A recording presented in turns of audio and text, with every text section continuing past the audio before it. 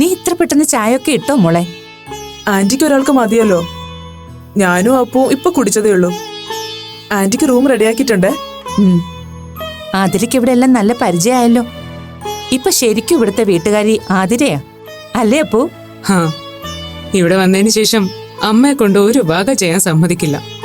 Kitchen department ഫുള്ളും ഇപ്പൊ ആതിരയുടെ കൺട്രോളിലാ. ഞാനേ ഗീത ഒന്ന് വിളിക്കട്ടെ.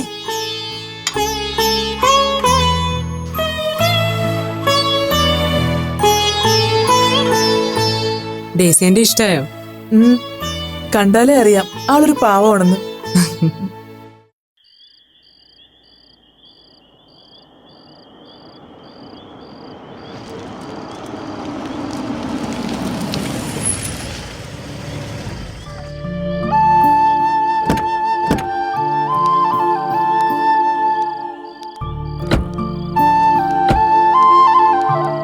വരൂ മാഡം.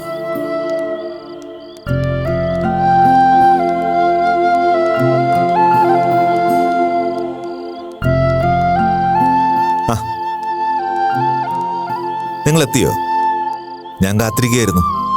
ഡോക്ടർ VP എത്തിയോ? ആ, കുറച്ചു മുമ്പ് എത്തിയതേ ഉള്ളൂ. ആള് റൂമിലുണ്ട്, കുഴപ്പമൊന്നുമില്ല. ഡോക്ടർ, കേസുമായി ബന്ധപ്പെട്ട് മറ്റെന്തെങ്കിലും റെസ്ട്രിക്ഷൻസ് ഇൻഫോം ചെയ്തിട്ടുണ്ടോ? വിസിറ്റേഴ്സിന് കടുത്ത നിയന്ത്രണമാണ്.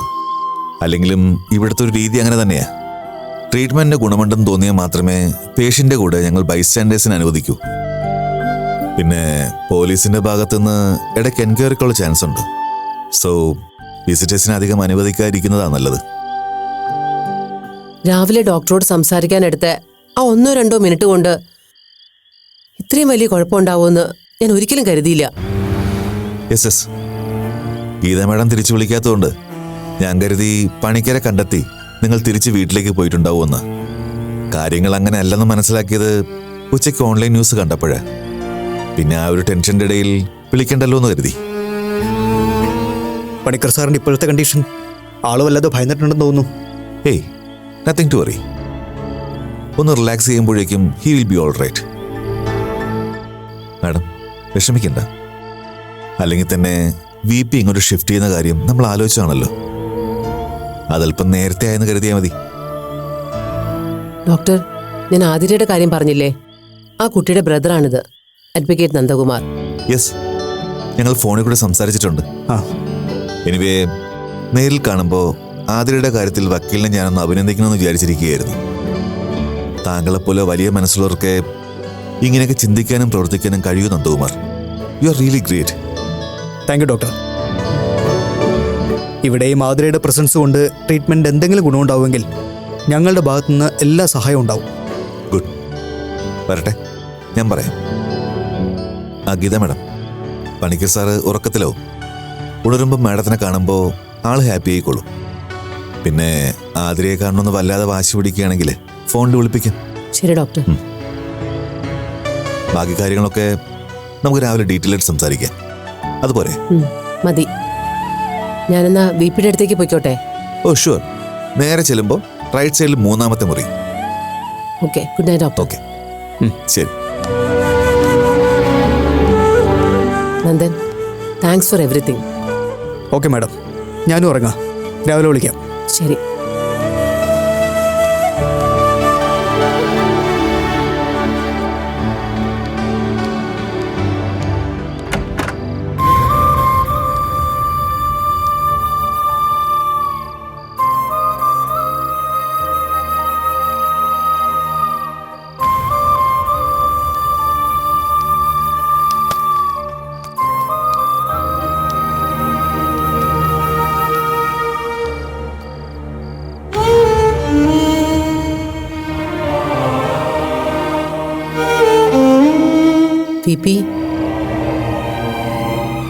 VP.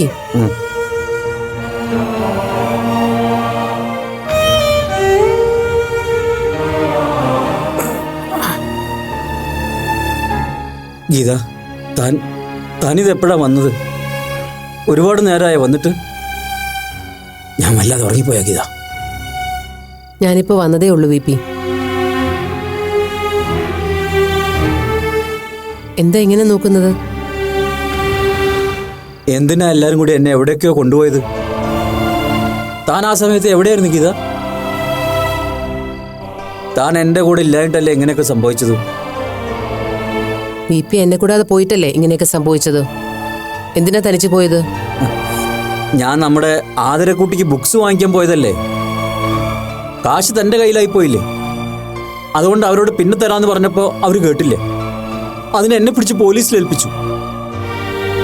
ഞാൻ കള്ളനാണോ ഗീത? തനിക്ക് അങ്ങനെ തോന്നുന്നുണ്ടോ? സാരമില്ല VP, സാരമില്ല, പോട്ടെ. അല്ല, താൻ തനിച്ചാണോ ഗീത വന്നത്? ആദരെവിടെ? എവിടെയാ അവള്? അവള് വന്നിട്ടില്ല VP. വന്നില്ലേ? അതെന്താ? അതെന്താ അവളെ കൊണ്ടുവരായിരുന്നു? താൻ എന്ത് പണിയായി കാണിച്ചത്? ആതിരെ വീട്ടിൽ തനിച്ചാക്കിയിട്ട് താനിങ്ങ് പോന്നുവല്ലേ? എന്ത് അബദ്ധ താനീ കാണിച്ചത്? ആതിര തനിച്ചല്ല VP, അവിടെ ഡേസി ഉണ്ട്. ഡേസിയോ? അതാരാ? VPയുടെ ക്ലാസ്മേറ്റ് ഡേസി അറിയില്ലേ? ഓ, ആ ഡേസി. ആ, എനിക്ക് മനസ്സിലായി. അവരെന്താ നമ്മളെ വീട്ടില്? ആതിര തനിച്ചായതുകൊണ്ട് ഡേസി അവിടെ വന്ന് നിന്നോളാന്ന് പറഞ്ഞു. ശേ, അതൊന്നും വേണ്ടിയിരുന്നില്ല. താൻ അവളെയും കൂടി ഒപ്പം കൂട്ടിയാൽ മതിയായിരുന്നു. അതെ, നമുക്ക് രാത്രി തന്നെ തിരിച്ചു പോകണം ഗീത. ഇവിടെ ആരും അറിയണ്ട. താൻ എന്റെ കൂടെ അങ്ങ് വന്നാ മതി. വേണ്ട VP, ഇനി നമ്മൾ കുറച്ചു ദിവസം ഇവിടെയാ കഴിയുന്നത്. ശേ, അതെന്തിനാ? അതൊക്കെ ഉണ്ട്. VP കുറച്ചു നേരം കൂടെ കിടന്നോളൂ. നോ, എനിക്ക് കിടക്കണ്ട. എനിക്ക് ആദരെ കണ്ടാ മതി. എനിക്ക് ആദരെ ഇപ്പൊ കാണണം.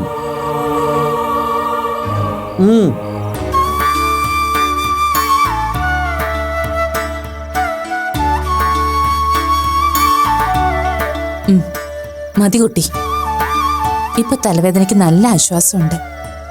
എങ്കിൽ കുറച്ചേരം ആന്റി റെസ്റ്റ് ചെയ്യും. ചെയ്യാം. ആന്റിക്ക് എന്തു പറ്റി? വല്ലാത്തൊരു തലവേദനയായിരുന്നു. ഇപ്പം നല്ല ആശ്വാസം തോന്നുന്നുണ്ട്.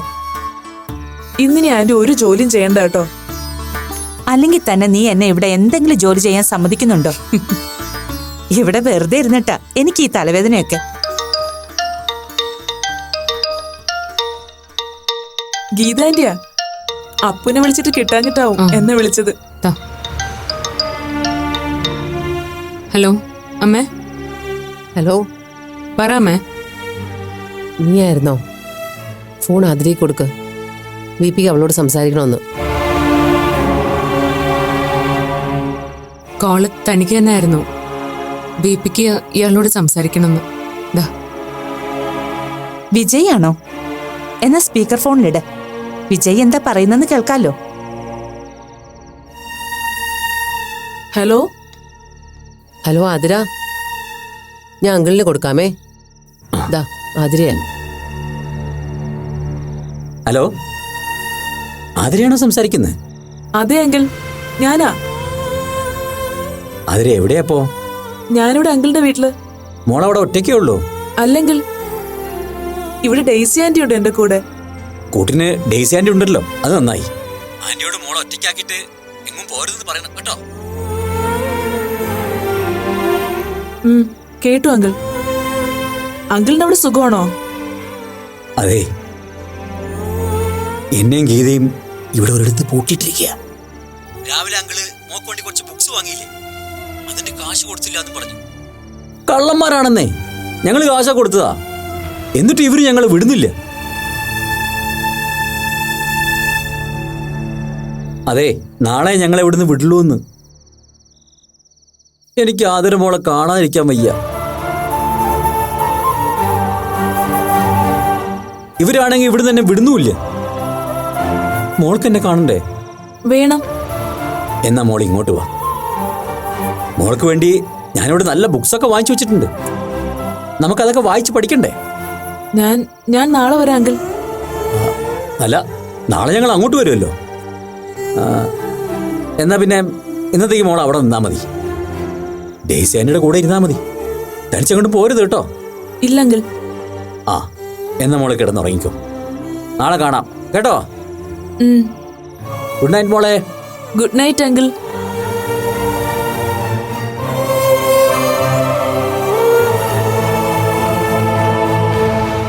നിന്നെ വിപ്പിക്ക് വല്ലാതങ്ങ് ഇഷ്ടമായി മട്ടുണ്ടല്ലോ. അപ്പു എവിടെ? അപ്പുവിന് സങ്കടമായിട്ടുണ്ടാവും.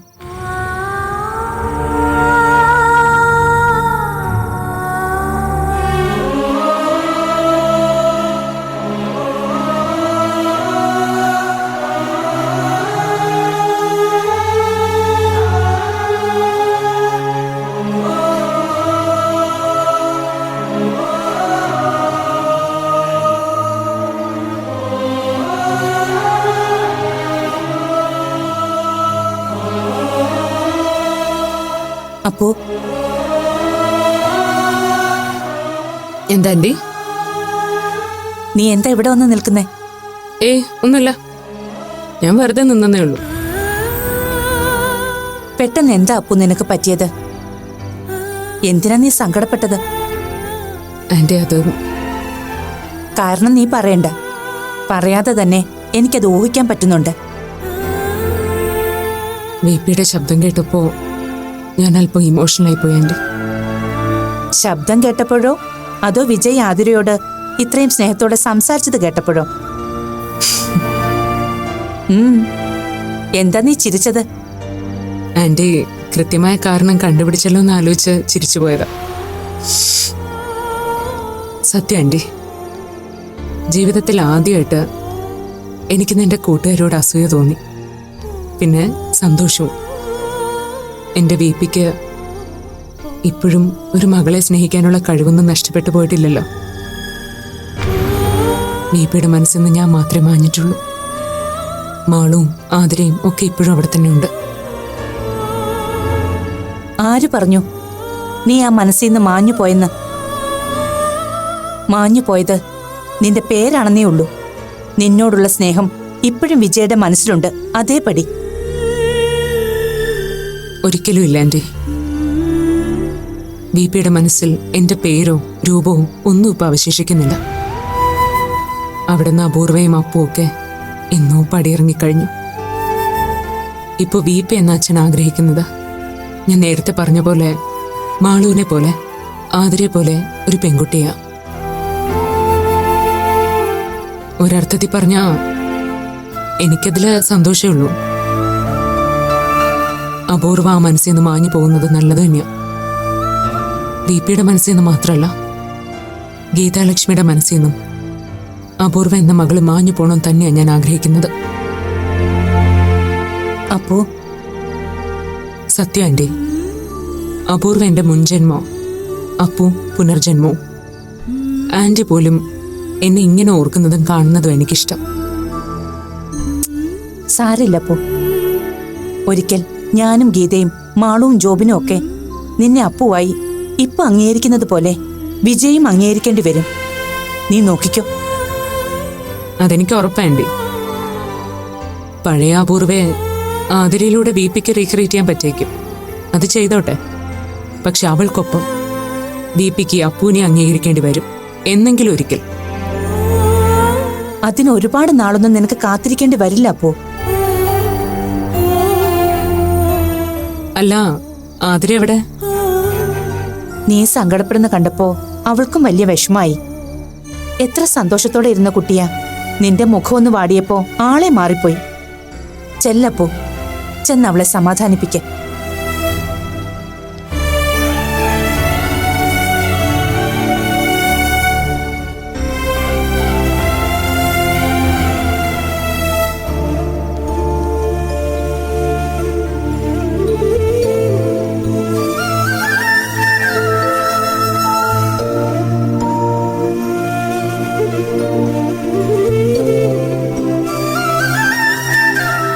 എക്സ്ക്യൂസ് മീ,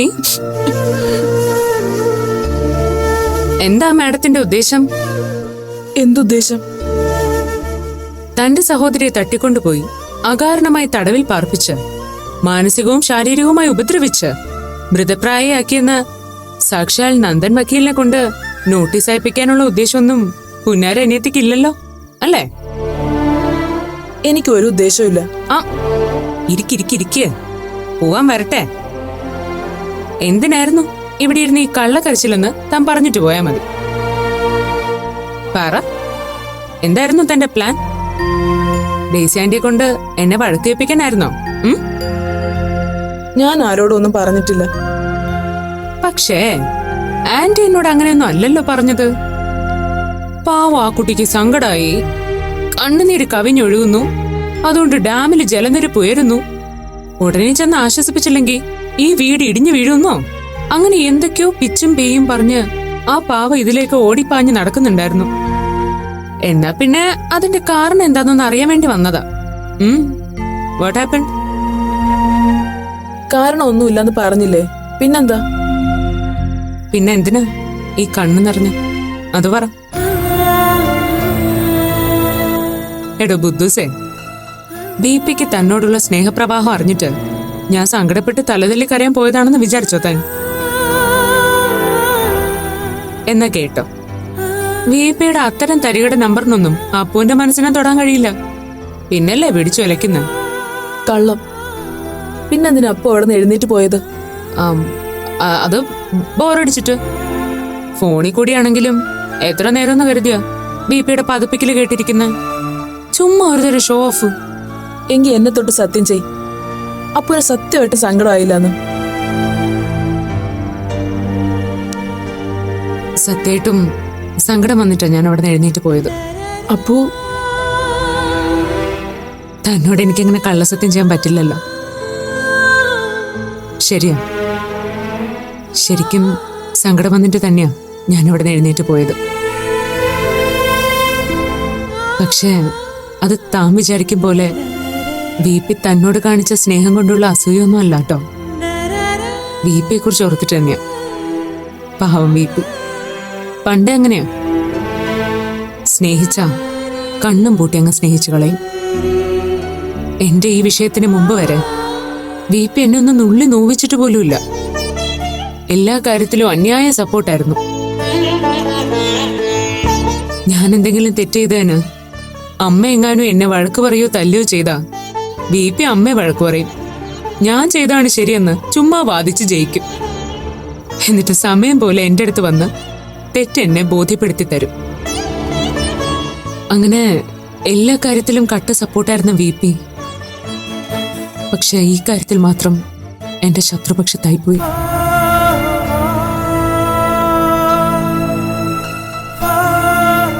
നമ്മളെ ഒരുപാട് സ്നേഹിച്ചവർക്ക് അതിലും എത്രയോ ഇരട്ടി നമ്മളെ വെറുക്കാനും കഴിയുമെന്ന് എന്നെ കാണിച്ച് ബോധ്യപ്പെടുത്തി തന്നതും വീപ്പി തന്നെയാ. പക്ഷെ ആതിര, വീപ്പിയുടെ മുമ്പിൽ ഞാനങ്ങനെ തോറ്റെടുക്കൊന്നുമില്ല കേട്ടോ.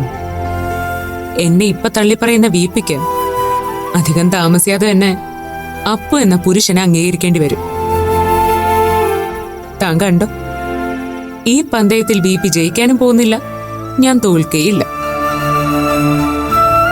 എന്ത് വന്നാലും എന്നെ ഒരു മകനായിട്ട് അംഗീകരിക്കാൻ പറ്റില്ലെന്നല്ലേ വീപ്പി പറയുന്നത്? വേണ്ടെന്നേ, മകനായിട്ട് അംഗീകരിക്കണ്ട. പക്ഷേ മരുമകനായിട്ട് എന്നെ സ്വീകരിച്ചാൽ മതി. എന്തേ?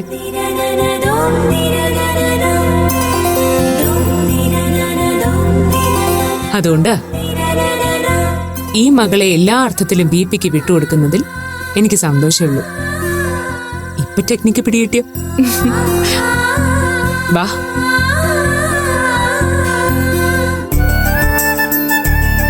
ഇനി ശ്വാസം മെല്ലെ അകത്തേക്കെടുത്ത് 1 2 3 4 മെല്ലെ പുറത്തേക്ക് വിടൂ. ഒന്നുകൂടെ അതേ പ്രോസസ് കണ്ടിന്യൂ. ഇനി ശ്വാസം മുകളിലേക്ക് എടുക്കൂ. 1 2 3 4. ഇനി മെല്ലെ ശ്വാസം പുറത്തേക്ക് വിടും.